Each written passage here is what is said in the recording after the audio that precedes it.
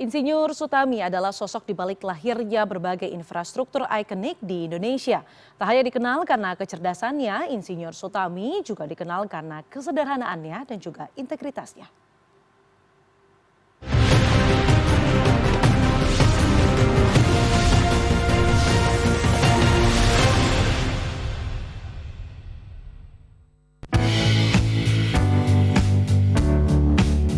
Nama Insinyur Sutami tercatat sebagai salah satu menteri paling berpengaruh dalam sejarah pembangunan Indonesia.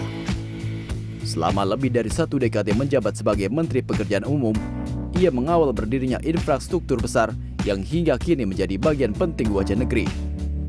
Mulai dari jembatan Ampera hingga gedung DPR MPR, berbagai karya yang ia awasi menjadi tonggak pembangunan nasional. Meski begitu, Sutami dikenal sebagai orang yang sederhana di mata masyarakat dan keluarganya. Emang setelah saya menjadi orang tua, saya memang bisa menilai bahwa Bapak seorang yang amat sangat sederhana. Dan dia menjalani hidup, dia memegang amanah, benar-benar orang yang bertanggung jawab sebagai, ya maksudnya kalau masalah sekolah itu memang kita diperhatikan ya, masalah pendidikan. Terus pesan ke ibu juga bahwa pertama itu nomor 1 itu agama, nomor 2 pendidikan. Jadi sampai menjelang akhir hayatnya kan pesannya juga begitu, gitu loh. Terus modelnya ya disiplin. Di rumahnya, almarhum Sutami cukup pendiam, bahkan tak pernah marah. Saking sibuknya, Sutami jarang menghabiskan waktu berlibur bersama keluarga.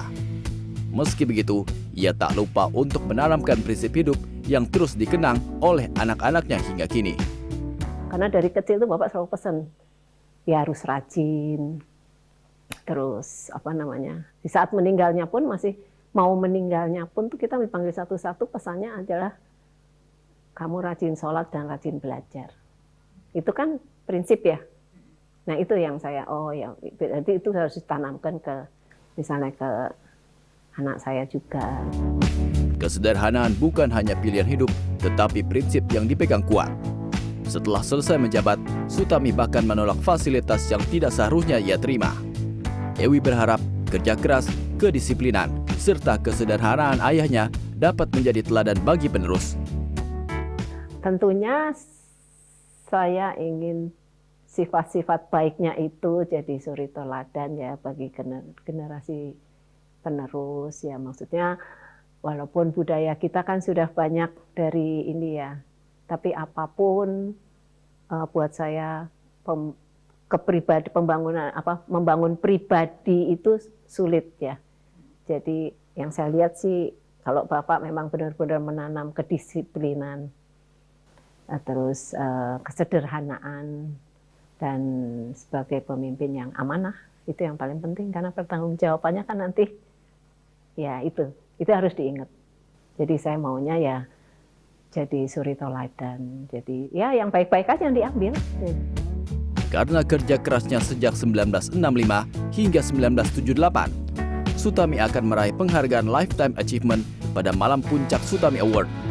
Sebuah ajang penghargaan yang akan diberikan untuk kementerian, Pemda, BUMN, hingga individu yang memberikan sumbangsi besar untuk Kementerian Pekerjaan Umum dalam pembangunan negeri.